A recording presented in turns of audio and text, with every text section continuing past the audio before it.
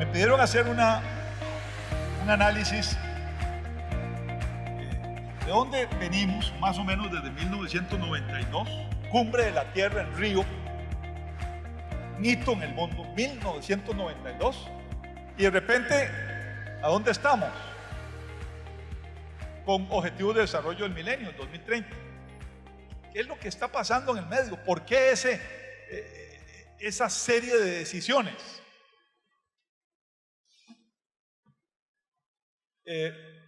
Le puse a la conferencia ecocompetitividad o morir.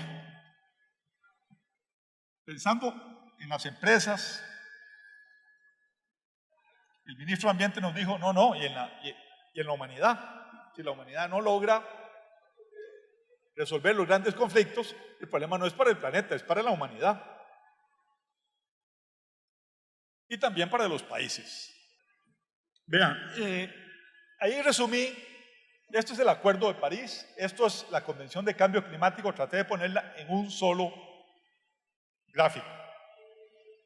El gráfico de arriba, el rojo, eso es lo que está pasando. El mundo está emitiendo CO2 y gases de efecto invernadero,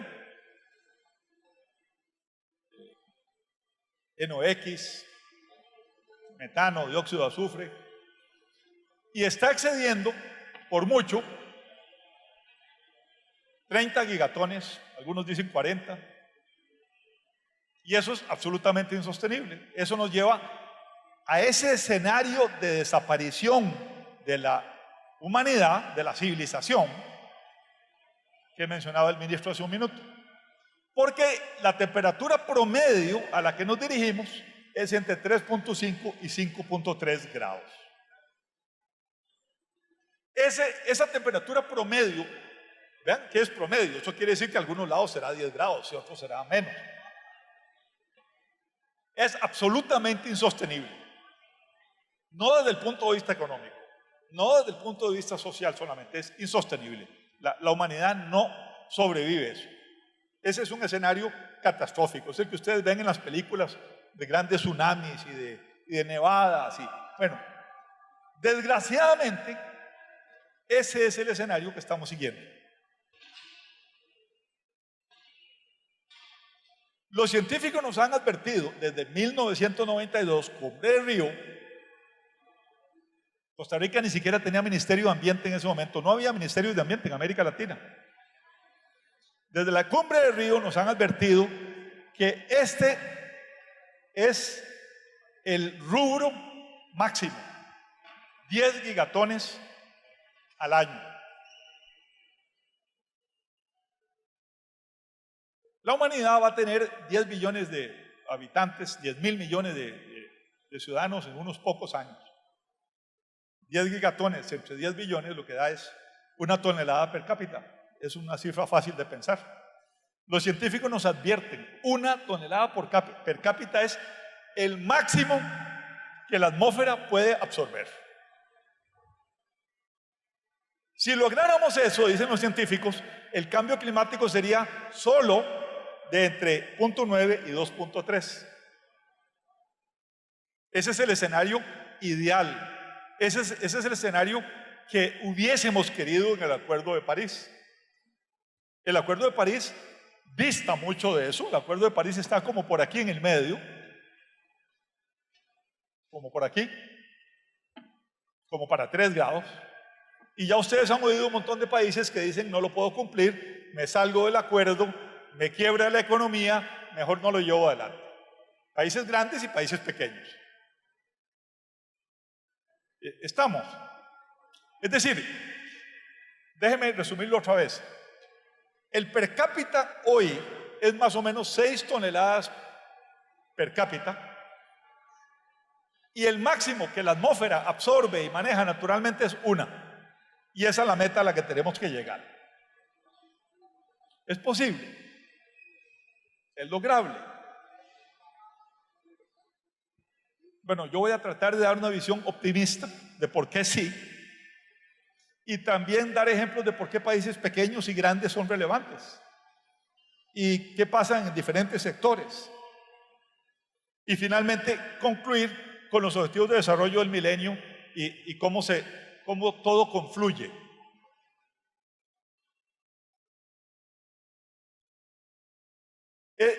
Para los que no han leído lo que es la declaración de ser carbono neutral de Costa Rica y otros países, las simplifico en este gráfico, en esta ecuación, perdón. Hablábamos, Rodolfo González y yo, somos ingenieros y los ingenieros creemos que cuando uno pone una ecuación, la gente cree que uno sabe. ¿Verdad? Piensa en esa ecuación macro. Esta es la ecuación de Costa Rica. Emisiones menos reducciones menos compensaciones tienen que ser igual a cero. Vean el atrevimiento de Costa Rica. Los científicos nos dijeron 1 tonelada per cápita y Costa Rica está diciendo yo voy a hacer 0 per cápita por año. Ese es el atrevimiento, 0 per cápita por año. Cuando yo presento estas cosas me dicen que se volvieron locos de Costa Rica. Bueno, Alemania tiene la misma meta para el 2050, Noruega, Maldivas y otros, pocos. Para aquellos que vienen de empresas, esta ecuación piénsenla aplicada en la empresa, es muy simple, la misma ecuación para la empresa. Las emisiones de la empresa menos las reducciones que puede hacer la empresa y lo que no puede reducir lo compensa. ¿Cómo lo compensa? Busca aquí a don Jorge Mario Rodríguez, Jorge Mario, que es del FONAFIFO, y le compra unos títulos de fijación de CO2. Debía haber puesto patrocinado por FONAFIFO, pero bueno. Eso a nivel de empresa. O piénsalo a nivel de casa, de familia. Una familia, y en Costa Rica hay un grupo de ciudadanos que decidieron ser CO2 neutral y obtienen bandera azul con 5 estrellas para ser CO2 neutral, hacen su inventario y hacen esto mismo. Calculan las emisiones de la casa, lo que pueden reducir lo reducen. ¿Cómo? Economizan electricidad, economizan agua, manejan la basura, y lo que no puedan reducir lo compensan comprando títulos de CO2 o plantando árboles, y eso es igual a 0. Bueno, esa es la ecuación que Costa Rica se planteó y otros países, es la definición de ser carbono neutral. Cuando estaba preparándome para este evento, un par de periodistas me decían, pero no es inmoral, me preguntaron, ¿no es inmoral que un país decida compensar en vez de reducir todo? Y yo le dije, no, mire, la tarea es tan difícil que alguien se atreva a decir que va a reducir y que lo que no reduce lo compensa y va a ser igual a 0, es una meta extremadamente ambiciosa. Nadie la ha logrado en el mundo como país, algunas empresas y sectores lo han logrado, pero la petición de los científicos es no neutralidad, es 1 tonelada per cápita, y el mundo desarrollado está diciendo no es posible, me quiebra la economía. Entonces, es una meta muy ambiciosa para un país o para una empresa o para una familia. Entonces hay que usar todos los instrumentos posibles para lograr alcanzarla. Este es un ejemplo que mencionó el ministro Rodríguez y que nos ha tocado trabajarlo con Carlos Manuel y con Jorge Mario Rodríguez. Costa Rica venía en ese desastre. Vean, a esto le llamamos, por cierto, hace muchos años le pusimos el striptease de Costa Rica. ¿Verdad? Y a la gente le parecía simpático, entonces lo dejamos así. ¿Y qué era? Costa Rica estaba cubierto prácticamente de bosques, vean el año, 1940, y fue prácticamente desvistiéndose hasta quedar casi que en tanga, ¿verdad? Llegó a tener el 27% del país cubierto, nada más. Se cambió la legislación, quien hace tala ilegal va a la cárcel ahora, no se puede cambiar el uso del suelo, se dan incentivos económicos. El ministro mencionó algunos que los financia el Banco Nacional, otros los financian privados, otros son el impuesto a los combustibles que los costarricenses pagan, y el país revirtió la situación y hoy es 51%, era en el 2005, hoy debe ser, ¿qué, Jorge Mario? 52.4 del territorio. Bueno, yo les puedo decir que hay unos 20 países en el mundo hoy que han usado estrategias diferentes y han hecho lo mismo. Vietnam, China, Chile. México está tratando. México va en proceso. México venía en esta misma línea y paró. Todavía tiene deforestación anual positiva, pero redujo la tasa de reducción. O sea, es posible hacerlo. Otro ejemplo, y no sé si llegó por ahí don Luis Madrigal, que me ha dicho que iba a venir de Copedota. Copedota, que es una pequeña cooperativa en las montañas de Dota, hizo este ejemplo y lo presentamos hace varios años y era el primer café CO2 neutral del mundo. O sea, ellos aplicaron la ecuación esa de emisiones menos reducción menos compensación en este producto y es el primer café neutral del mundo, aún hoy. ¿Cuánto les ha significado en utilidades extras? Muy poquito, porque primero es una empresa muy chiquita, segundo, el mundo lo toma con suspicacia, como que de un país en vías de desarrollo viene un producto agrícola CO2 neutral. Bueno, fui a dar una conferencia a Berlín hace como 3 semanas y ¿cuál fue mi sorpresa? Que la presentación en Berlín era café de Costa Rica. No CO2 neutral, pero vean, era low carbon, o sea, baja emisiones de CO2. Y lo presentaban varios años después del CO2 neutral todavía como la gran meta a tratar de llevar a otros países productores de café. ¿Y por qué es una gran meta? ¿Por qué sigue siendo una gran meta? Es muy simple, vean la etiqueta. Una emisión normal de 1 kilogramo de café es como 5 kilogramos de CO2 por kilo de café. Uno de bajas emisiones es entre 0.5 y 1.5. Para hacer eso, hay que bajar el consumo de agua, hay que bajar el consumo de energía, hay que bajar el consumo de pesticidas, hay que ver qué hacer con la brosa del café, hay que ir a trabajar en las fincas para que no haya, erosión del suelo, hay que pensar cómo se mejora el transporte de los productos agropecuarios. Es muy difícil.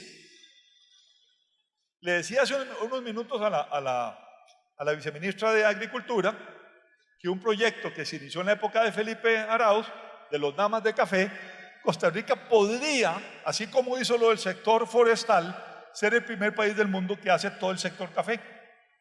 ¿Verdad? Pero eso implicaría cambiar, Janet y Ana, cambiar todos los camiones del sector agropecuario de Costa Rica y transformarlos en vehículos que usen combustibles limpios, ¿verdad? Como gas, que es más limpio que el diésel, o mejor aún eléctrico o de hidrógeno, pero todos, y hacerlo cuesta un dineral. La última vez que ejercí un cargo ministerial en Costa Rica, 2010-2014, quise cambiar todos los taxis y todos los autobuses y conseguí los créditos para cambiarlos por vehículos eléctricos o de hidrógeno. Después de un año de pleitos, recursos, apelaciones, logramos hacer uno. Pero uno tenía la ventaja de que ese era el precedente. Si usted puede hacer uno y eso es legal, entonces puede hacer 2, 3, 4 y otros. Bueno, el país podría hacer esa transformación. Y a la par de la discusión del tren y otros medios, tiene que plantearse qué va a hacer con otros sistemas de transporte, el que lleva la agricultura, los taxis, los buses y otras alternativas. Hoy son más simples. Fáciles, no, más simples porque la tecnología ha madurado, pero es cara y hay que financiarle a miles de individuos su vehículo nuevo o su camión nuevo. Y eso es tarea pendiente y eso significa descarbonizar la economía. Este es un ejemplo de otro país inmenso. Alguien decía, la única forma de ser carbono neutral es que dejemos de comer carne y seamos todos veganos,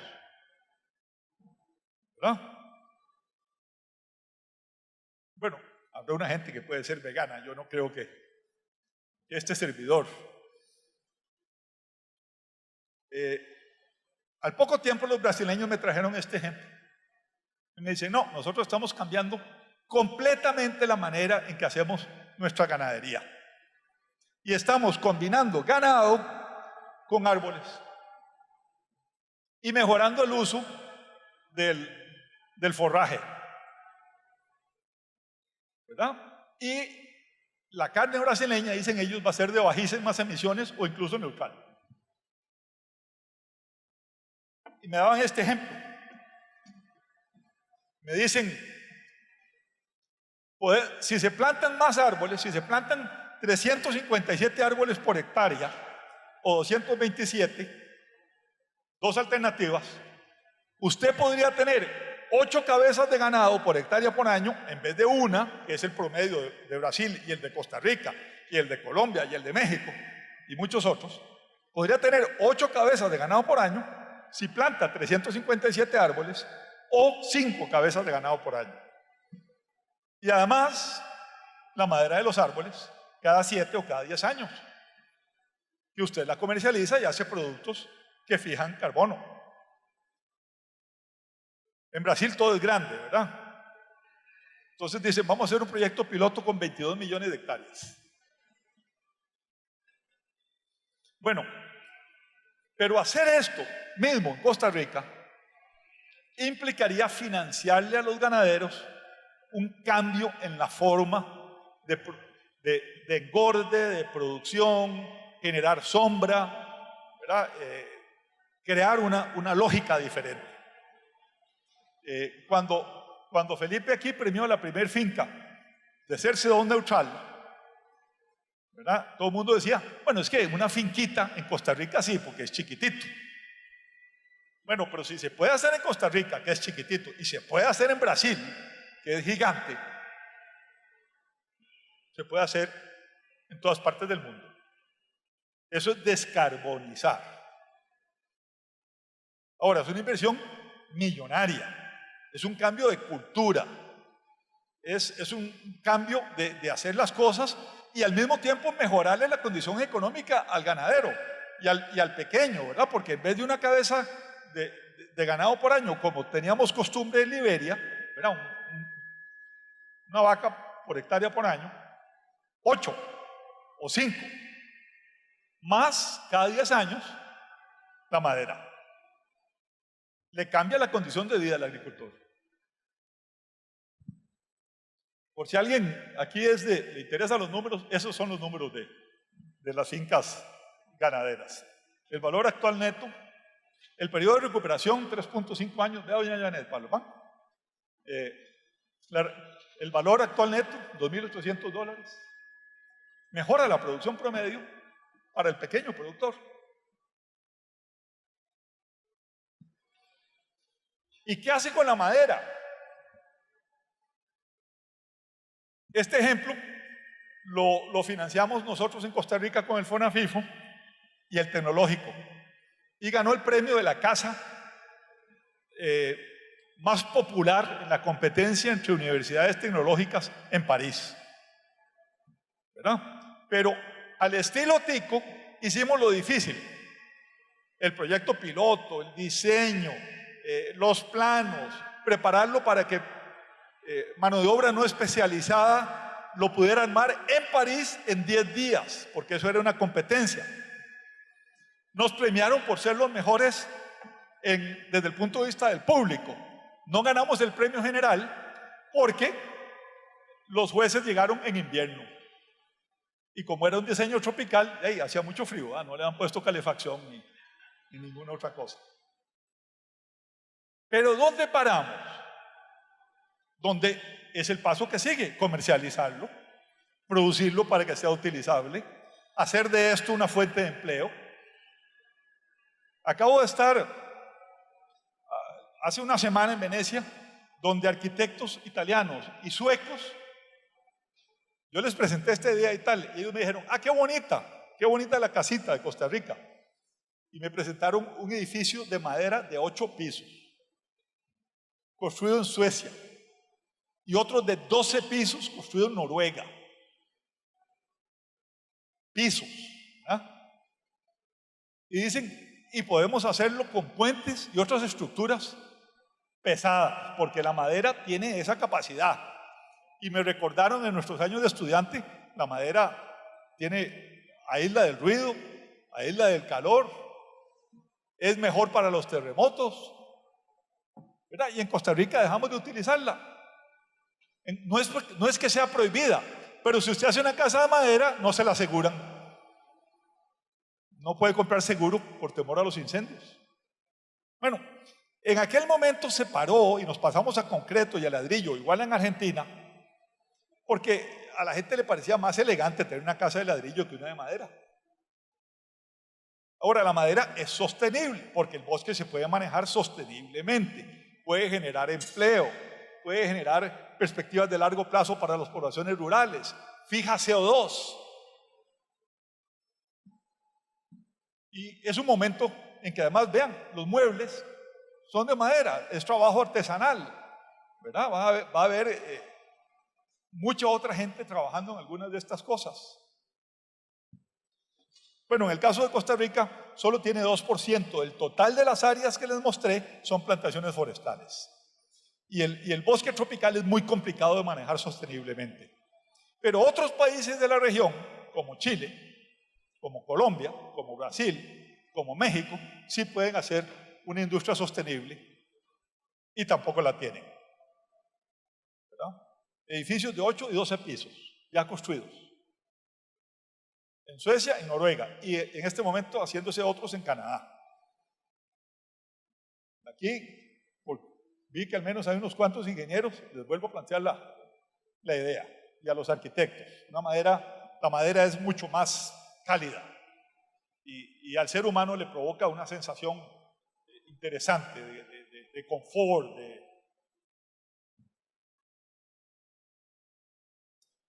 Ahora voy a pasar a un área mucho más controversial, pero que es absolutamente indispensable si usted quiere lograr la sostenibilidad y quiere lograr que los países sean descarbonizados.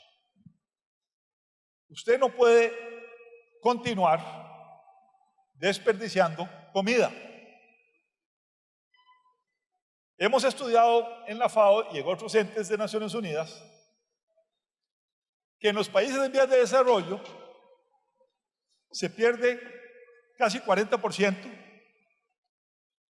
de la comida en el transporte, en el manipuleo, en la selección.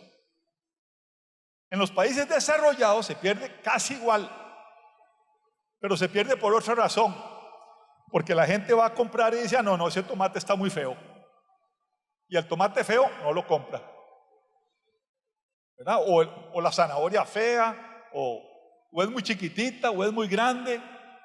¿Y qué se hace? ¿Qué se hace? Se bota.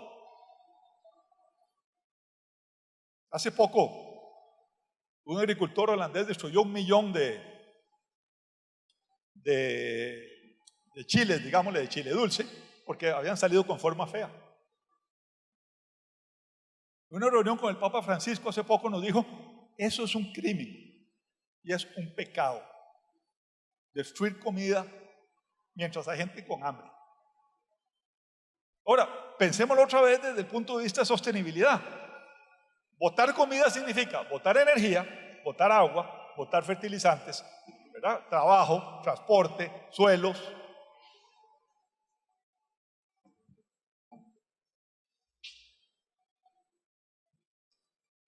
Déjenme llamarle la atención sobre esta área que es absolutamente nueva y está apenas en estudio.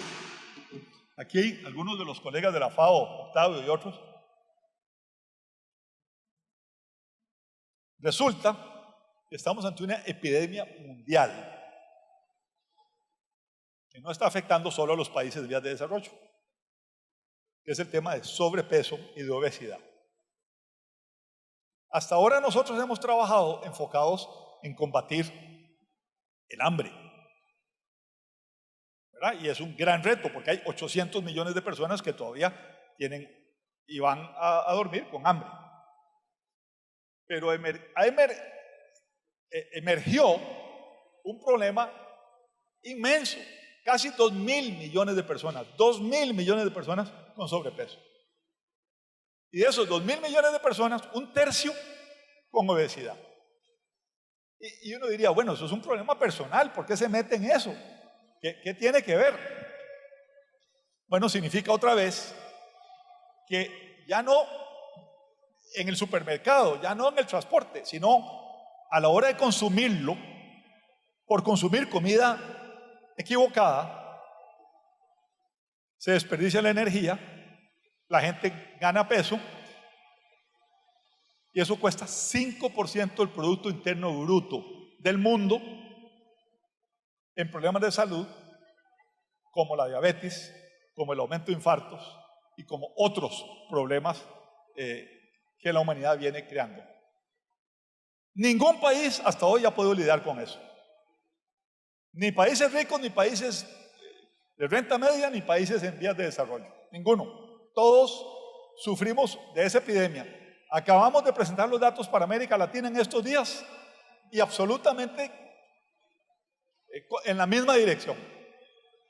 En Costa Rica, más de un 30% de la población ha ido ya a niveles de obesidad. Y eso es un costo de salud tremendo. Pero además hay un problema de mal uso y lo que estamos investigando es que hay un problema de malnutrición. Especialmente en cooperación con Israel y Canadá, resulta que el planteamiento que viene es el ser humano tiene un bioma absolutamente diferente entre un ser y otro. Ni siquiera los gemelos idénticos tienen el mismo bioma. Entonces, si usted come comida procesada solamente, su bioma no lo digiere, usted produce energía que no utiliza y su cuerpo pide más porque requiere un mínimo y entra en un círculo vicioso. Estamos estudiando con estos dos países especialmente si uno podría diseñar una dieta personalizada cambiando para cada ser humano qué es la comida óptima. Eso sería un cambio en el paradigma terrible, ¿verdad? Porque algunos le dicen a uno, como mencioné antes, sea vegetariano. De repente otro sale con una tesis, no, coma solo carne, ¿verdad? Exactamente lo contrario. Y ninguna de las dietas recomendadas ha funcionado. El 80% de las personas vuelven a ganar peso. Bueno, estamos estudiando ese cambio en el paradigma que debería cambiar la forma en que se escoge la comida y en la que se produce. Y que se sumaría al otro tema de lo que se llamaba en inglés food waste, ¿verdad? Uno fuera del cuerpo y otro en el cuerpo humano. Bueno, esta es la situación en el mundo. Y nuestra previsión es que en pocos años esos 2.000 millones llegarán a ser 3.000 millones de personas. Eso es inmanejable desde el punto de vista de la economía, desde el punto de vista social y desde el punto de vista de la sostenibilidad.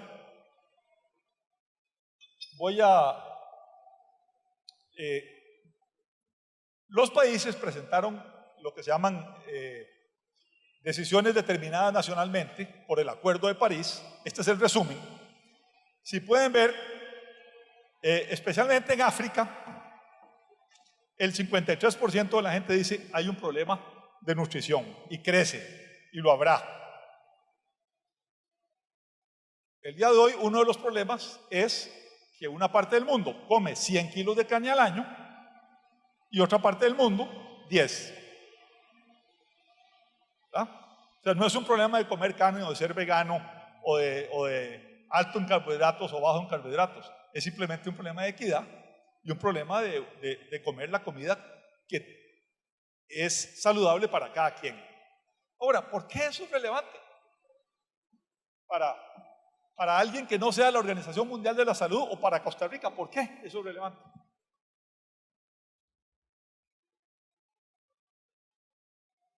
Otro actor, biodiversidad.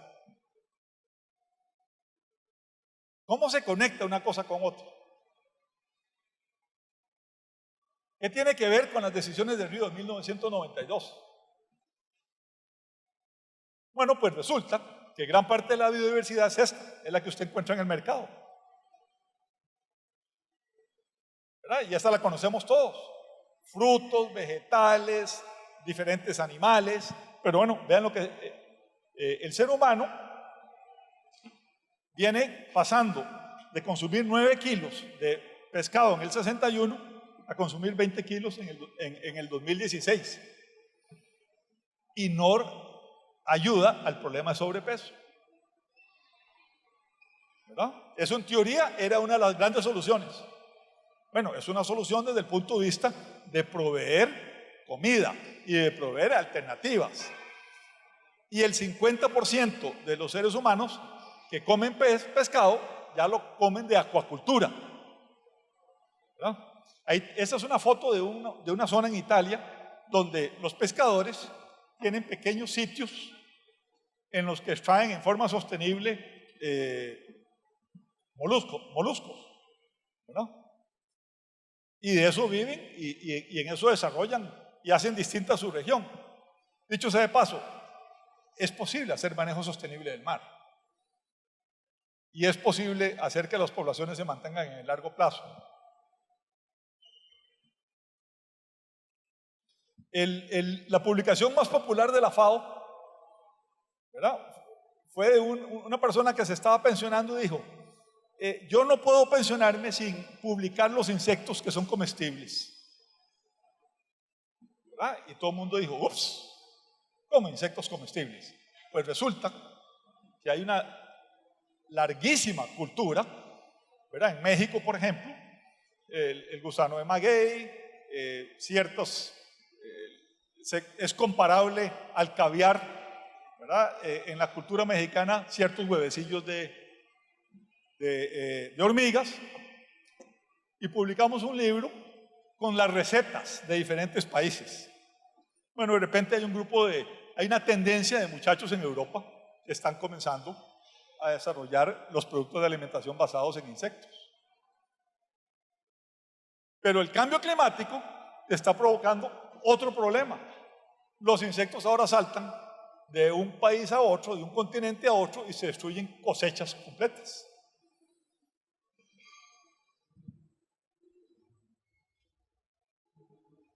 Y el ser humano, ¿cómo reacciona a la situación?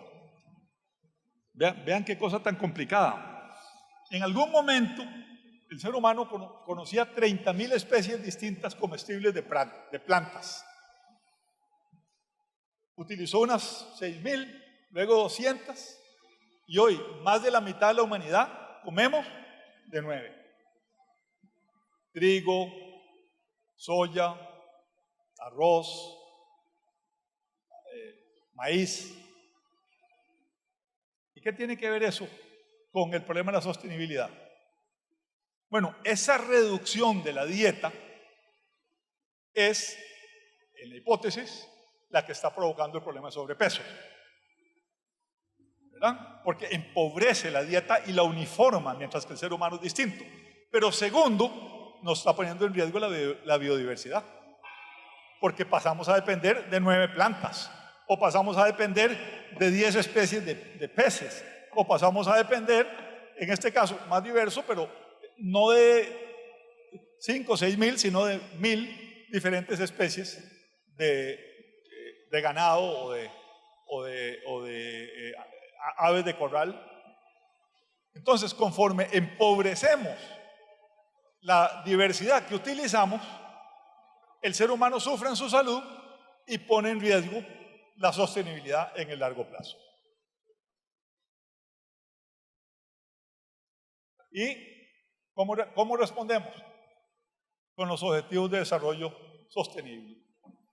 Por primera vez en la historia de la humanidad, acuerda 17 objetivos de desarrollo sostenible para el 2030, tratando de reversar estos errores. Entonces, por ejemplo, la meta 2 te dice cero hambre, se combina con metas como la 14 respecto a la pesca, ¿verdad? Y al uso de las especies en los océanos, o se combina con la 15, use sosteniblemente los bosques.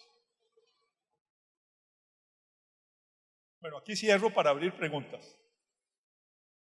Les presenté primero que el ser humano solo debería tener 1 tonelada per cápita para que eso pueda absorberse en la atmósfera. Ese fue el acuerdo del 92, el acuerdo de París, y eso no está pasando. Luego les dije, hay ejemplos positivos, ¿verdad? Les mencioné los del café, les mencioné el del ganado, les puse el ejemplo de las casas de madera, y les dije, pero vean, hay una nueva epidemia. El problema de comer lo que no es apropiado para usted está provocando un problema de sobrepeso y de obesidad, tan grave como el otro extremo de malnutrición, el de hambre. Pero a diferencia del de hambre, que se da principalmente en países en vías de desarrollo, el otro afecta al mundo entero. Y además pone en riesgo la biodiversidad, porque va reduciendo la dieta y va cambiando una dieta natural por alimentos procesados. Y el mundo dijo, para no hacer eso, voy a declarar los Objetivos de Desarrollo Sostenible para el 2030. Estos son los que la FAO vigila y los lleva estadísticamente y reporta a los países, y estos otros son los que vigila, por ejemplo, otra organización, la Organización Meteorológica Mundial. Y tenemos 169 indicadores que le vamos diciendo, va avanzando, va retrocediendo, va mejorando. Si los pudiéramos cumplir, probablemente tenemos una opción de alcanzar la sostenibilidad. ¿Y si fallamos? ¿Y si no los podemos cumplir? Porque es medio enredado, ¿verdad? Ustedes venían por una conferencia más sencilla, y para una serie de expertos van a estar en estos días hablando de experiencias positivas. Pero ¿y si no los cumplimos? Lamentablemente ya sabemos qué pasará. Y esto que les voy a mostrar no es un modelo ni son predicciones. Cada punto rojo de esos, cada punto rojo es migración. Cuando fallamos, la sequía en Centroamérica o los tornados hacen que toda esta gente, cada puntito rojo de esos, emigra al norte, hacia los Estados Unidos. Cada puntito rojo de estos en África, emigra a Europa. Cada grupo de ciudadanos en la península arábiga se mueven internamente hacia Arabia Saudita. En Asia, de Filipinas, de Indonesia y de Nueva Guinea, hacia Japón y los países más desarrollados. Y en China, desplazamiento interno. Y no necesito decirle cómo están reaccionando los países, ¿verdad? Ya vimos lo que pasó en la frontera entre México y Estados Unidos con los inmigrantes, con lo que está pasando en Europa. El problema en la gobernabilidad y en los arreglos políticos. Dicho de otra forma, no podemos fallar. Si fallamos,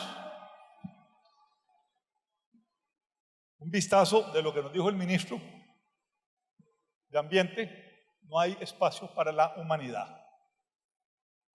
El que está en riesgo no es el planeta, es la civilización y el ser humano. Y no va a pasar mañana, ni dentro de 20 años, ni dentro de 30 años. Lo estamos viendo todos los días. Termino contándoles que en la reunión con el Papa que mencioné, una poetisa de las Islas Marshall, que van a desaparecer, le dijo al Papa: yo quiero contarle el diálogo con mi hija de 4 años. Y la hija le dijo: mamá, ¿qué vamos a hacer cuando nos separen? Y ella le dijo: ¿cómo? ¿Quién nos va a separar? Y dice: es que lo estoy viendo en la tele, que niñitos de mi edad los separan, los ponen en unas jaulas y los papás los mandan por otro lado. Dice que ella reaccionó, le contaba al Papa Francesco, y le dijo: nunca nos van a separar. Y le dijo: pero es que usted me dijo que vamos a ser inmigrantes. Y dice: en ese momento me di cuenta que el color de la piel de mi hija era como la de los inmigrantes que estaba viendo por la televisión. Y entonces le dije: hija, te juro que antes de ser otro ejemplo de eso, nos vamos como los ancestros, le dice, en las ballenas o en los delfines o buscando otra zona. No podemos fallar. Muchas gracias. Buenos días, don René. Nosotros vimos esas fotos sobre la deforestación de Costa Rica y cómo nos fuimos reforestando. Y en gran medida esa reforestación se dio porque se descubrió el internet, se empezó a usar toda la digitalización y entonces se usaba menos papel, se empezaba a botar menos árboles, etc. O sea, la tecnología juega un papel muy importante en todas estas facetas. ¿Qué tanto han evaluado ustedes que la tecnología y la inteligencia artificial pueda incidir en minorizar estos problemas y a qué porcentaje, digamos, de la gravedad que nos está marcando? Bueno, no entré en ese porque vi que varios de los otros expositores van a hablar sobre lo que se llama agricultura inteligente para el clima, van a hablar de tecnologías, van a hablar de energías y creo que esos detalles los van a ampliar, pero ciertamente es muy importante. Está disponible toda la tecnología, no hay nada que inventar, ¿verdad? Hay que aplicarla y hay que intercambiarla y hay que financiarla. No hay digamos, áreas pendientes en lo que se refiere a la producción de alimentos.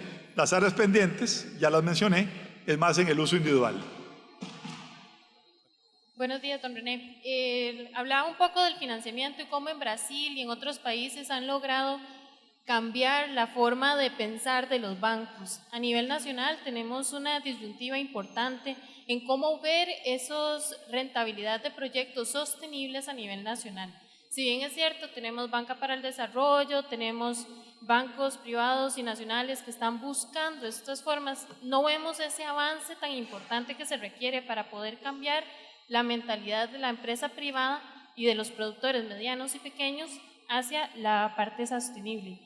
¿Qué mecanismos han buscado en la FAO o han visto en otros países que les han ayudado, aportado, que no sean incentivos, digámoslo así, que no buscamos a nivel nacional, pero que sí representen un cambio sustancial en la forma agrícola o en la forma de producción?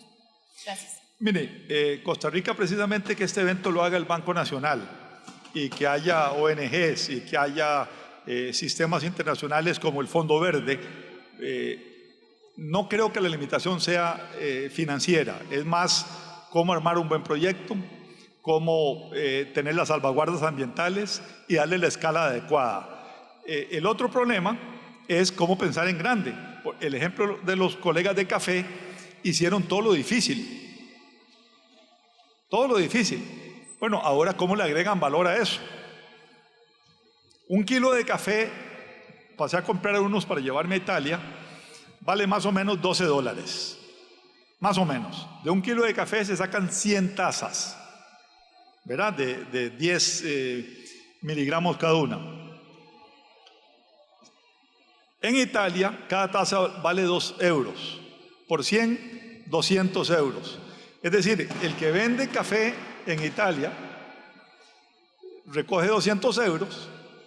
El que vende el café en Costa Rica, producido CO2 neutral, empacado, con todo eso, recibe 12 euros. Hay una diferencia ahí en el valor agregado que es más relevante que el problema exclusivamente de financiamiento al que tenemos que ponerle atención. Pero vi otros conferencistas que van a hablar sobre eso.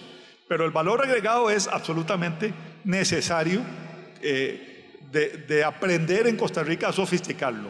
Un último ejemplo es el tema de ecoturismo, ¿verdad? El ecoturismo deja mucho más recursos que el turismo tradicional, porque tiene guía, porque tiene una atención especial en hoteles con cierto nivel de sofisticación en la administración.